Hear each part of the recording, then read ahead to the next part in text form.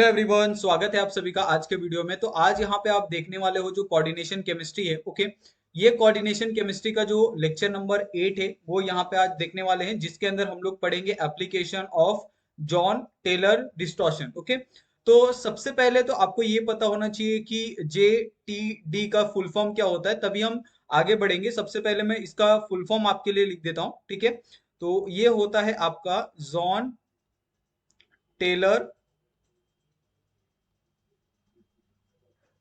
Distortion. Okay, और इसके पहले वाले लेक्चर में ही हमने जॉन टेलर डिस्टॉर्शन के बारे में पूरा कंप्लीट एक वीडियो बनाया है। लगभग 1 घंटे 20 मिनट का वो वीडियो है, तो आप जाके वो देख सकते हैं। वहां पे आपको कंप्लीट इंफॉर्मेशन वहां पे आपको मिलेगी कि एक्चुअली में जॉन टेलर डिस्टॉर्शन क्या है। उसके अंदर बहुत सारी जो चीजें हैं जो आप पढ़ते हैं, बहुत बार आपने देखी भी होगी, लेकिन आपको बहुत बार दिक्कत होती है। उसके अंदर हमने जेड आउट इफेक्ट क्या होता है, जेड इन क्या होता है, उसके हमने उसके बाद हमने उसका स्प्लिटिंग देखा कि किस तरीके से स्प्लिटिंग होता है। ये सारी चीजें हमने कवर की है और जो हमारा जॉन टेलर डिस्टॉर्शन है उसके अंदर। ओके, ये जो आज हम पढ़ने वाले हैं application of John Taylor distortion, ये भी पार्ट है आपका जॉन टेलर डिस्टॉर्शन का। लेकिन इसको हमने एक सेपरेट वीडियो में इसलिए रखा है ताकि आप इसको स्किप ना करो। ओके, और इसको आप प्रॉपर तरीके से देखो कि एप्लीकेशन कौन कौन से हैं, क्योंकि एप्लीकेशन बेस्ड क्वेश्चन भी आपको आते हैं जॉन टेलर डिस्टॉर्शन से, तो आप इसको इग्नोर नहीं कर सकते। ओके, अभी यहाँ पे कुछ चीजें हैं जो आपको ध्यान में रखनी है, और ऑलरेडी हमने ये डिस्कस की है कि जॉन टेलर डिस्टॉर्शन में आपको क्या क्या चीजें पढ़नी है और क्या क्या चीजें आपने देखी है। ओके, सबसे पहले हमने जॉन टेलर डिस्टॉर्शन में हमने बॉन्ड लेंथ के बारे में हमने पढ़ा था। ओके, अब ये बॉन्ड लेंथ क्या होता है, बॉन्ड लेंथ में हमने दो चीजें देखी थी। एक तो हमने देखा था जेड आउट, ओके, और दूसरा हमने देखा था जेड इन। तो ये दो जो आपकी स्प्लिटिंग होती है, जेड आउट स्प्लिटिंग और जेड इन स्प्लिटिंग, ये एक्चुअली में होता क्या है। अगर आप जेड आउट स्प्लिटिंग की बात करो तो इसके अंदर जो दो आपके जो बॉन्ड होते हैं वो लॉन्ग होते हैं, ठीक है। और बाकी के जो चार बॉन्ड होते हैं वो चार बॉन्ड कैसे होते हैं, शॉर्ट होते हैं। ओके, और एक बात हमेशा आपको ध्यान रखना है कि जो भी हम जॉन टेलर डिस्टॉर्शन के अंदर हम पढ़ रहे हैं, ये सारा का सारा किसके लिए पढ़ रहे हैं, हम ऑक्टाहेड्रल कॉम्प्लेक्स के लिए पढ़ रहे हैं। तो आप इसके अंदर बिल्कुल कंफ्यूज मत होइएगा। ओके, दूसरा है आपका जेड इन, और जो जॉन टेलर डिस्टॉर्शन है उसके अंदर हमने पढ़ा था, जिसके अंदर आपके दो लॉन्ग थे, इसके अंदर सिर्फ कितने होंगे, दो शॉर्ट होंगे, ठीक है। और आपके चार लॉन्ग बॉन्ड यहाँ पे होने वाले हैं। अगर आप इसका जो ज्योमेट्री है, अगर आप ज्योमेट्री देखना चाहते हो तो यहाँ पे मैं ज्योमेट्री भी आपके लिए प्रिपेयर कर लेता हूँ, ठीक है। ये आपका जो जेड आउट डिस्टॉर्शन है, ओके, जेड आउट डिस्टॉर्शन के अंदर क्या है, यहाँ पे आपके दो लॉन्ग बॉन्ड है। तो ये आपका एक मेटल कॉम्प्लेक्स हो गया, ठीक है। यहाँ पे आपके चार जो शॉर्ट है लिगेंड वो यहाँ पे आ जाएंगे। ओके, एक दो तीन और ये चार। और आपका जो एक आपका जो लॉन्ग यहाँ पे ये है, ओके, ये आपका पांचवा है, ठीक है। और ये आपका छठवां लिगेंड है जो है लॉन्ग। ओके, दो लॉन्ग बॉन्ड है और चार आपके शॉर्ट बॉन्ड है। ये आपका क्या हो गया, जेड आउट हो गया। अगर आप जेड इन देखना चाहते हो तो जेड इन में क्या है आपके पास, यहाँ पे ये आपके पास एक मेटल है। ओके, मेटल से आपके चार लॉन्ग बॉन्ड है। तो चार लॉन्ग बॉन्ड कैसे हो गए, यहाँ पे आपके ये एक बॉन्ड हो गया, ठीक है। दूसरा बॉन्ड ये हो गया, तीसरा बॉन्ड आपका ये हो गया, और चौथा बॉन्ड आपका ये हो गया। ओके, ये आपका एक लिगेंड हो गया, ये आपका दूसरा लिगेंड, ये आपका तीसरा लिगेंड और ये आपका चौथा लिगेंड। और बाकी के जो दो बॉन्ड है वो क्या है, आपके शॉर्ट है। तो ये आपका पांचवा एक बॉन्ड हो गया, ये आपका छठवा बॉन्ड हो गया। ओके, तो इस तरह के स्ट्रक्चर को, इस तरह के ज्योमेट्री को हम लोग जेड इन बोलते हैं। ओके, और इसमें भी आप स्प्लिटिंग देखते हो कि जेड आउट में स्प्लिटिंग किस तरीके से होती है और जेड इन में स्प्लिटिंग किस तरीके से होती है। ये सारी चीजें हमने डिस्कस की है प्रीवियस लेक्चर में। ओके, तो अगर आप प्रीवियस लेक्चर देखते हो पूरा कंप्लीट तो आपको ये बहुत प्रॉपर तरीके से समझ में आ जाएगा। हमने बहुत प्रॉपर तरीके से उसके अंदर बहुत टाइम लेके ये सारी चीजें हमने उसके अंदर समझाई है। ओके, उसके बाद यहाँ पे जो दूसरा एप्लीकेशन यहाँ पे जो सबसे इंपॉर्टेंट है, ओके, जेटीडी का, वो है आपका थर्मोडायनेमिक स्टेबिलिटी। ओके, तो ये थर्मोडायनेमिक स्टेबिलिटी क्या होता है उसको थोड़ा सा हम यहाँ पे देखेंगे डिटेल के अंदर, ठीक है। ये आपका थर्मोडायनेमिक स्टेबिलिटी। ओके, अब ये थर्मोडायनेमिक स्टेबिलिटी एक्चुअली में होता क्या है, किस तरीके से ये काम करता है, ये थोड़ा सा हम लोग डिटेल में यहाँ पे हम देखते हैं, ठीक है। और ये बहुत अच्छा एक और ये एप्लीकेशन यहाँ पे आपको दिया है कि जो भी आप जेटीडी यहाँ पे पढ़ते हो ना, यानी जॉन टेलर डिस्टॉर्शन पढ़ते हुए, ये क्या होता है, डायरेक्टली प्रोपोर्शनल होता है आपका थर्मोडायनेमिक स्टेबिलिटी के। ओके, अभी यहाँ पे इस चीज को थोड़ा सा हम क्या करेंगे, एक्सप्लेन करेंगे कि एक्चुअली में आपका थर्मोडायनेमिक स्टेबिलिटी होता क्या है, और जो आपका जो जेटीडी है यानी जॉन टेलर डिस्टॉर्शन है, वो क्या है आपका, यहाँ पे सिंपली क्या बता रहा है कि वो डायरेक्टली प्रोपोर्शनल है, यानी अगर आपका जॉन टेलर डिस्टॉर्शन बढ़ता है तो जो आपका थर्मोडायनेमिक स्टेबिलिटी है वो भी क्या होगा, इंक्रीज होगा। तो इसको अगर हम यहाँ पे रिप्रेजेंट करें एज अ थेरोटिकल, तो थेरोटिकल क्या कहता है कि अनस्टेबल इलेक्ट्रॉनिक, यहां पे मैं लिख देता हूं, ठीक है, unstable electronic degenerated remove their degeneracy at that time distortion and stability are generated। Okay, अभी यहाँ पे ये सिंपल एक मैंने लैंग्वेज यहाँ पे लिखी है, ऐसा आपको कहीं मिलेगा नहीं, लेकिन फिर भी मैंने क्या किया है, आपको यहाँ पे लिख के दिया है कि जो आपका जॉन टेलर डिस्टॉर्शन है ना, वो थर्मोडायनेमिकली स्टेबिलिटी इसके लिए होता है क्योंकि जब भी जो कोई भी एक जो डीजेनरेटेड इलेक्ट्रॉनिक ये अनस्टेबल होता है, वो क्या करता है, अपनी जो डीजेनरेसी है उसको रिमूव करता है, और रिमूव करने के टाइम पे वो अपनी स्टेबिलिटी है और डिस्टॉर्शन है उसको क्या करता है, जनरेट करता है, और उसी को हम लोग क्या कहते हैं यहाँ पे, थर्मोडायनेमिक स्टेबिलिटी। इस तरीके से उसको हम लोग रिप्रेजेंट करते हैं, ठीक है। अगर आप इसकी ये आप अगर आप इसको बहुत प्रॉपर तरीके से समझना चाहते हो, तो आप बस एक चीज हमेशा ध्यान रखो कि अगर आपकी जेटीडी बढ़ती है, यानी आपका जो जॉन टेलर डिस्टॉर्शन अगर आपका बढ़ता है, तो आप क्या होते हैं, थर्मली जो भी आपका कंपाउंड है वो क्या होता है, स्टेबल होता है, ठीक है। ये एक सिंपल सा इसका बेसिक सा जो एक डेफिनेशन हो सकता है वो मैंने ऑलरेडी आपको यहाँ पे बता दिया है। ओके, उसके बाद यहाँ पे जो आपका तीसरा यहाँ पे जो इसका एप्लीकेशन है, ओके, वो है आपका काइनेटिक रिएक्टिविटी। ओके, इसका यहाँ पे मैं छोटा सा ये देता हूँ, हेडलाइन देता हूँ, ठीक है, काइनेटिक रिएक्टिविटी। ओके, अब ये काइनेटिक रिएक्टिविटी क्या होता है, ये थोड़ा सा हम समझते हैं, ये थोड़ा सा जानना बहुत इंपॉर्टेंट है। इसमें भी यही होता है कि अगर आपका जॉन टेलर डिस्टॉर्शन क्या होता है, डायरेक्टली प्रोपोर्शनल होता है आपका काइनेटिक रिएक्टिविटी के। ओके, लेकिन ये काइनेटिक रिएक्टिविटी क्या होता है, इसको थोड़ा सा मैं एक्सप्लेन करूंगा आपको, ताकि आप काइनेटिक रिएक्टिविटी के बारे में थोड़ा सा आप समझ जाओ। ओके, जैसे सपोज अगर आप डिस्टॉर्शन देखते हो किसी भी मेटल के अंदर, ओके, जैसे सपोज ये आपके पास एक मेटल है, ओके, ये मेटल में आपका जेड आउट यहाँ पे ले रहा हूँ, और जेड आउट में सपोज आपके जो बॉन्ड होते हैं वो बहुत लंबे होते हैं। ओके, सपोज ये अगर आपके जो दो लिगेंड है यहाँ पे, अगर इनका बॉन्ड लेंथ बहुत एक्सट्रीमली लॉन्ग हो गया, ओके, वेरी लॉन्ग, अगर इसका बॉन्ड लेंथ आपको यहाँ पे देखने के लिए मिल रहा है, okay, very long bond length अगर आपको देखने के लिए मिल रहा है सपोज इसके अंदर, ओके, ये आपका एक जेड आउट हो सकता है, अगर आप जेड इन में भी आप ले सकते हो, तो ये इसमें कोई गलत नहीं है।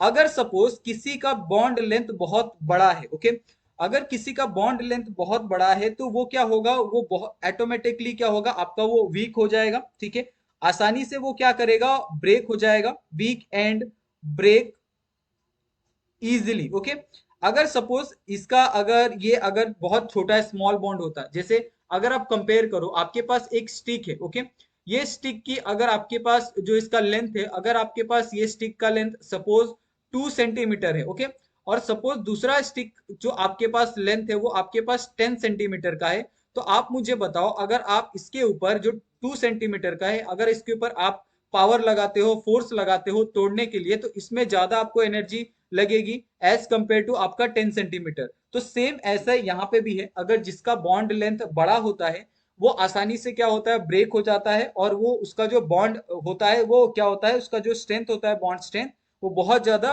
वीक होता है। अगर ये इजीली आपका ब्रेक हो सकता है, इजीली ये बहुत वीक होता है, तो ये आसानी से क्या हो सकता है, रिएक्शन में जा सकता है। और जो भी आपके पास रिएक्टेंट होगा वो उसी के साथ क्या करेगा, रिएक्शन करेगा, और बहुत फास्ट रिएक्शन यहाँ पे आपको देखने के लिए मिलेगा।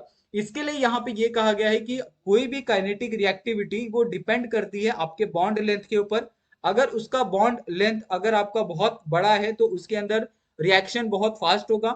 अगर उसका बॉन्ड लेंथ छोटा है तो उसके अंदर जो रिएक्शन है वो बहुत स्लो होगा। ओके, तो ये सारी चीजें बहुत आपने पढ़ी भी है, बहुत बार आपने देखी भी है। तो इसको मुझे नहीं लगता कि आपको बहुत ज्यादा इसमें समझाने की कोई यहाँ पे ये है। ओके, तो ये आपको बहुत अच्छे से समझ में आ गया होगा।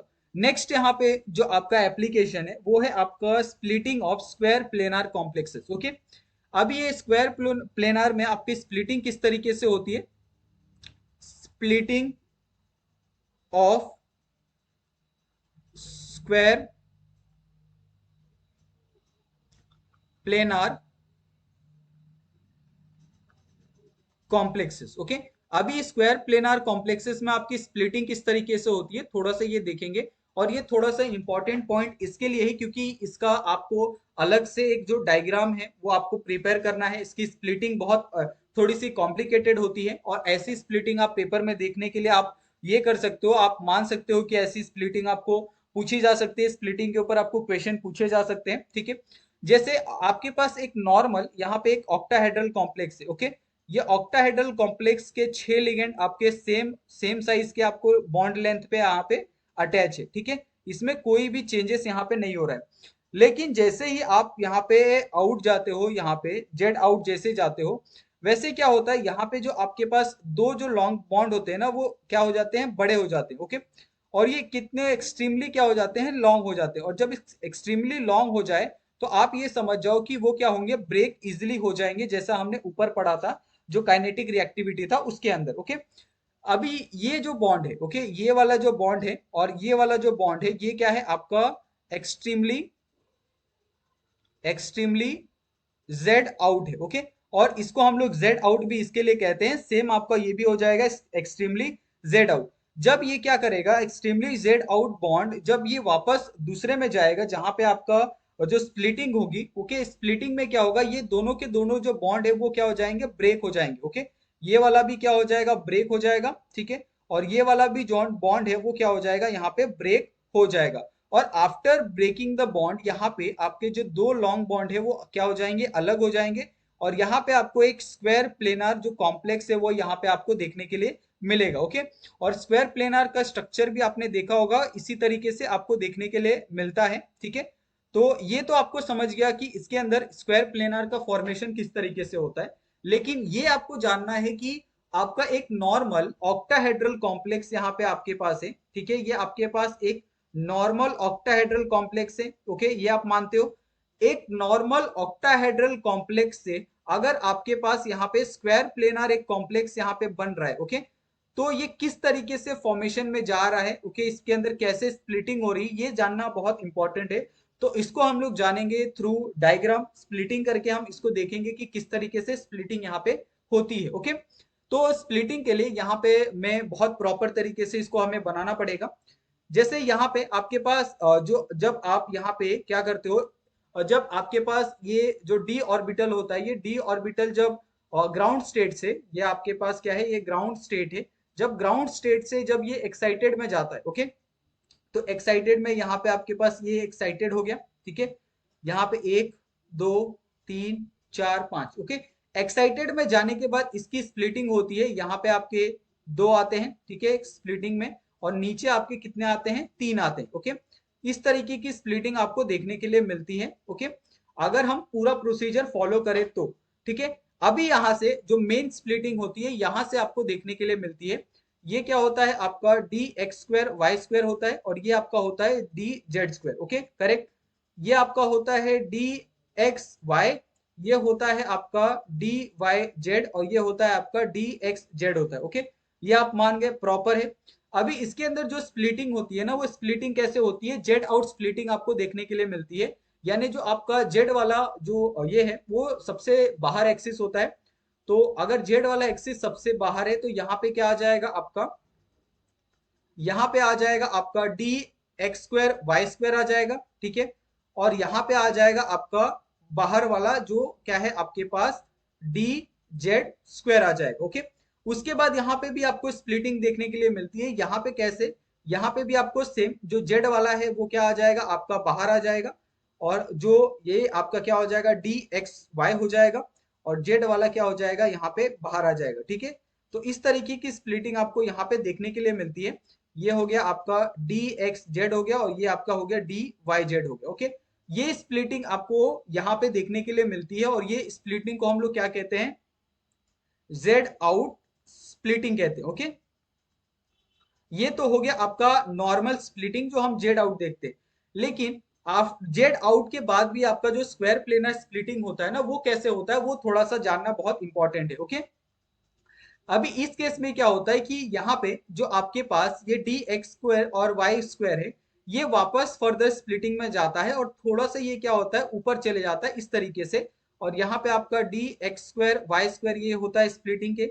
उसके बाद ये जो आपका डी जेड स्क्वायर और d y x y square है, इसमें क्या होता है आपको, अगर आप देखोगे यहाँ पे जो दोनों जो जेड एक्सिस होते हैं, वो दोनों जेड एक्सिस क्या होते हैं स्क्वायर प्लेनर के अंदर रिमूव हो जाते हैं, ओके। तो यहाँ पे भी सेम सिचुएशन होगा। ये वाला क्या हो जाएगा ऊपर जाके यहाँ पे आपका स्प्लिटिंग दिखाएगा, ठीक है। और ये क्या हो जाएगा यहाँ पे आपका डी एक्स वाई फॉर्म होगा, और ये वाला क्या आ जाएगा नीचे आ जाएगा, और यहाँ पे आपका क्या आ जाएगा डी जेड स्क्वायर यहाँ पे आपको फॉर्मेशन में दिखाई देगा, ओके। और यहाँ का जो डी एक्स जेड है और डी वाई जेड है, वो स्प्लिटिंग के लिए क्या आ जाएगा थोड़ा सा और बाहर आ जाएगा, और यहाँ पे आपको स्प्लिटिंग दिखाई देगा डी एक्स जेड का और डी वाई जेड का, ओके। तो ये स्प्लिटिंग आपको बहुत प्रॉपर तरीके से समझ में आ गई होगी, जिस स्प्लिटिंग को आप ये भी कह सकते हो कि ये स्प्लिटिंग में आपको स्क्वायर प्लेनार स्प्लिटिंग आपको यहाँ पे देखने के लिए मिल रही, ओके। अभी ये जो स्प्लिटिंग है ना, ये आप ध्यान रखो कि ये जो स्प्लिटिंग हमने लिखा है ना, ये सिर्फ 3D के लिए है, ओके। लेकिन आप जैसे ही अगर आप 4D में जाते हो, तो 4D में स्प्लिटिंग क्या हो जाती है चेंज हो जाती है। जैसे यहाँ पे अगर आप 4D या फिर आप 5D सीरीज में अगर आप जाते हो, ओके, तो 4D और 5D सीरीज में क्या होता है ना, स्प्लिटिंग थोड़ी सी और चेंज हो जाती है, ओके। ये वाला जो स्प्लिटिंग है ना, और क्या हो जाता है यहाँ पे नीचे आ जाता है इस तरीके से, ये स्प्लिटिंग इस तरीके से हो जाती है, जहां पे आपको डी एक्स जेड और डी वाई जेड देखने के लिए मिलता है। यहां से जो आपका डी जेड स्क्वायर होता है, ये और बाहर आ जाता है, यानी पूरा ये प्लेन के बाहर चले जाता है, यहाँ पे आपको डी जेड स्क्वायर देखने के लिए मिलता है, ओके। उसके बाद जो डी एक्स वाई है, ये वापस थोड़ा सा ऊपर चले जाता है, और यहाँ पे आपको स्प्लिटिंग शो करता है डी एक्स वाई का, ठीक है। और ये भी थोड़ा सा क्या होता है इस तरीके से बाहर जाता है, और यहाँ पे आपको स्प्लिटिंग शो करता है d x square Y square का, ओके। तो इसकी जो स्प्लिटिंग होती है थोड़ी सी कॉम्प्लिकेटेड इसके लिए होती है, क्योंकि यहाँ पे आपको चाहे आप 3D के लिए स्प्लिटिंग देख रहे हो, या फिर आप 4D और 5D के लिए स्प्लिटिंग देख रहे हो, तो दोनों स्प्लिटिंग में आपको चेंजेस यहाँ पे आपको देखने के लिए मिलते हैं, ओके। तो ये आपको समझना होगा, और ये सबसे इंपॉर्टेंट इसके लिए है क्योंकि अगर आपको यहाँ पे कोई एक ऑक्टाहेड्रल कॉम्प्लेक्स दे दिया जाए और कहा जाए कि उसका आप स्क्वायर प्लेनार में स्प्लिटिंग करो, और उसके ऊपर आपको क्वेश्चन पूछा जाए, ओके। वहां पे आपको दिया है ऑक्टाहेड्रल, लेकिन आपको क्वेश्चन अगर सपोज स्क्वायर प्लेनर के ऊपर पूछ दिया, तो वैसे टाइम पे वैसे सिचुएशन के अंदर आपको ये सारी जो कॉन्सेप्ट है वो आने चाहिए। अगर ये सारे कॉन्सेप्ट आपको पता है, तो आप आसानी से जो स्प्लिटिंग होती है वो आप कर सकते हो, और उसके ऊपर जो भी क्वेश्चन आएंगे आप उनको सॉल्व। तो नेक्स्ट जो स्प्लिटिंग यहाँ पे आप देख रहे हो वो है स्प्लिटिंग ऑफ क्यूब, ओके। तो क्यूब की स्प्लिटिंग के लिए आपको ये बस ध्यान रखना है कि इसका एक डायरेक्ट जो फॉर्मूला है वो यहाँ पे हम दे रहे हैं, ओके, जिसको हम डेल्टा सी से रिप्रेजेंट करते हैं, और इसका फॉर्मूला है आपका 8/9 डेल जीरो, ओके। ये इसका एक डायरेक्ट फॉर्मूला है, और इसमें अगर आप देखोगे कि जो आपका T2G है, ओके, ये T2G हो गया, और ये आपका EG हो गया, और इसके बीच के गैप को हम लोग क्या कहते हैं, इसके बीच के गैप को रिप्रेजेंट करते हैं हम लोग डेल्टा सी से, और सी यानी क्यूब। तो ये आपको समझ में आ गया होगा कि किस तरीके से आपको जो स्प्लिटिंग है क्यूब में ये होता है, ओके। अभी जो नेक्स्ट यहाँ पे स्प्लिटिंग हम लोग देखने वाले हैं, वो स्प्लिटिंग है आपका splitting of square pyramidal, okay.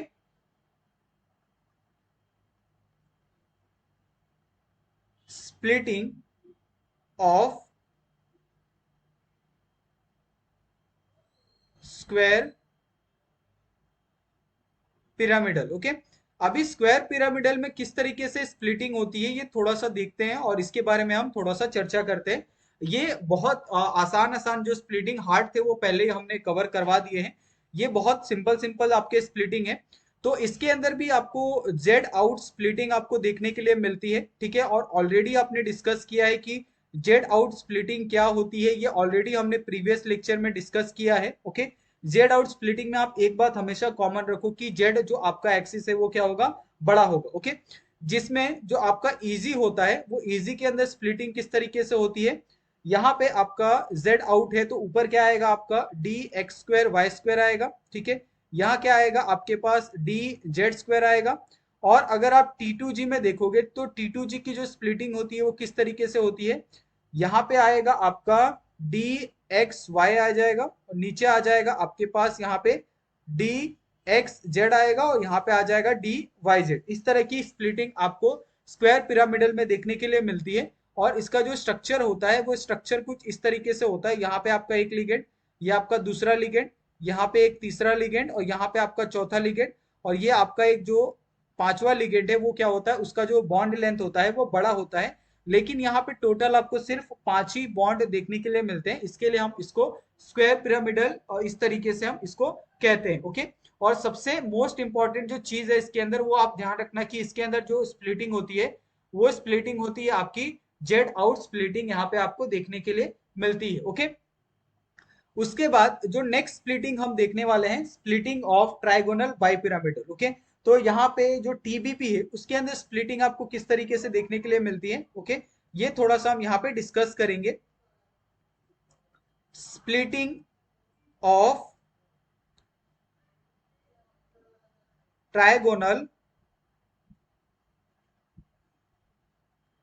Bye pyramidal. Okay, अब ये बाई पिरामिडल के अंदर जो स्प्लिटिंग होती है वो किस तरीके से होती है थोड़ा सा आपको ध्यान देना पड़ेगा, क्योंकि इसके अंदर जो स्प्लिटिंग होती है आपको दो तरह की स्प्लिटिंग आपको देखने के लिए मिलती है ट्राइगोनल बाई पिरामिडल के अंदर। एक तो आपका होता है टीबीपी, ये ऑलरेडी हमने डिस्कस किया है, और दूसरा होता है आपका स्क्वायर पिरामिडल। तो ये दोनों चीजें हम लोग देखेंगे, ठीक है। और इसके अंदर जो स्प्लिटिंग होती है वो स्प्लिटिंग कुछ इस तरीके से आपको दिखती है, जैसे आपके पास अगर स्प्लिटिंग अगर आप यहाँ पे ट्राइगोनल बाइपिरामिड में देखने जाओगे तो इसमें जो स्प्लिटिंग होती है वो होती है आपकी डी जेड स्क्वायर। ओके, उसके बाद आपका यहाँ पे आता है डी एक्स वाई, यहाँ पे आता है आपके पास D x square Y square. Okay, और नीचे आता है आपके पास डी एक्स जेड आता है और यहाँ पे आता है आपके पास डी वाई जेड। इस तरीके की स्प्लिटिंग आपको देखने के लिए मिलती है। ओके, और ये स्प्लिटिंग थोड़ा सा अलग इसके लिए है क्योंकि यहाँ पे इसका जो कोऑर्डिनेशन नंबर होता है वो कोऑर्डिनेशन नंबर क्या होता है आपका 5 होता है, जितने भी ट्राइगोनल बाइपिरामिडल वाले एग्जांपल आप देखोगे। ओके, इसमें जो सबसे पहला जो स्प्लिटिंग आपको देखने के लिए मिलती है वो होती है ट्राइगोनल बाइपिरामिडल, और जो दूसरी स्प्लिटिंग होती है वो होती है आपकी स्क्वायर पिरामिडल। ओके, अब ये दोनों स्प्लिटिंग में फर्क क्या है ये थोड़ा सा हम लोग यहाँ पे देखेंगे। अगर आप यहाँ पे टीबीपी की बात करो तो टीबीपी में कौन कौन से यहाँ पे एग्जांपल आते हैं, सबसे पहला आता है आपका FeCO5। ओके, ये एक आपका आता है। दूसरा आता है आपका CuCO5 3-। ओके, उसके बाद आपका आता है CdCl5 3-। ओके, उसके बाद आता है आपका HgCl5 3-। ओके, ये आपको एक देखने के लिए मिलता है एग्जांपल में।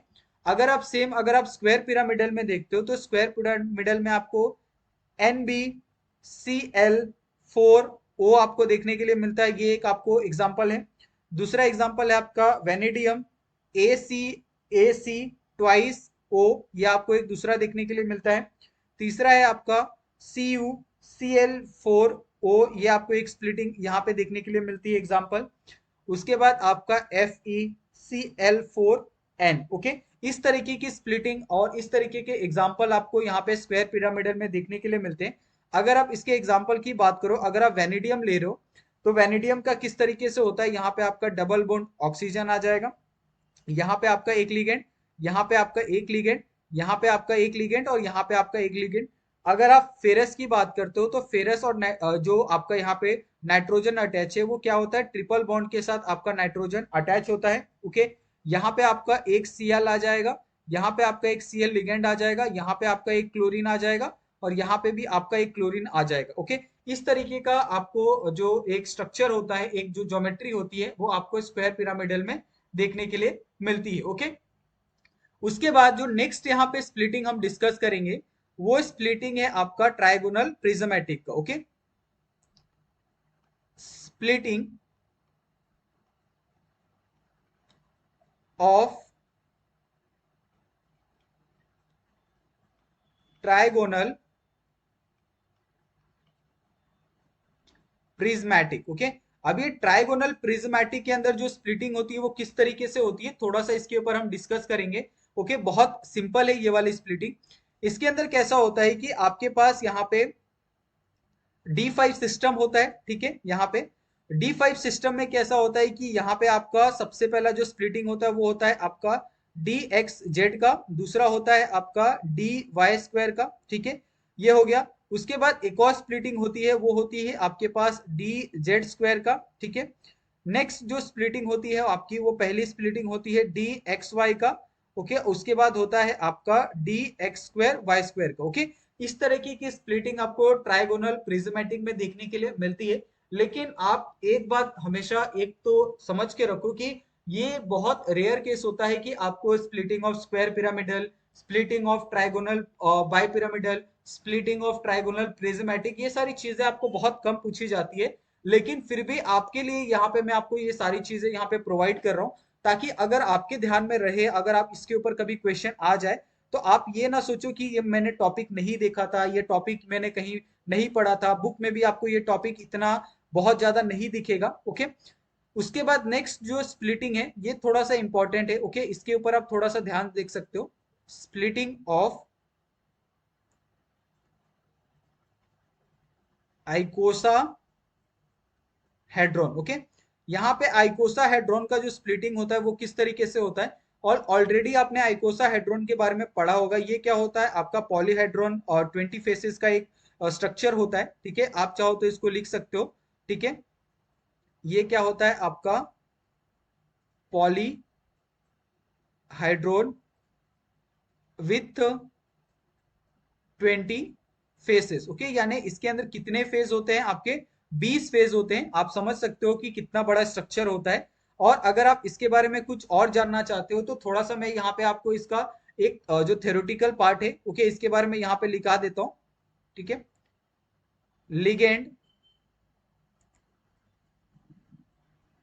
Interact with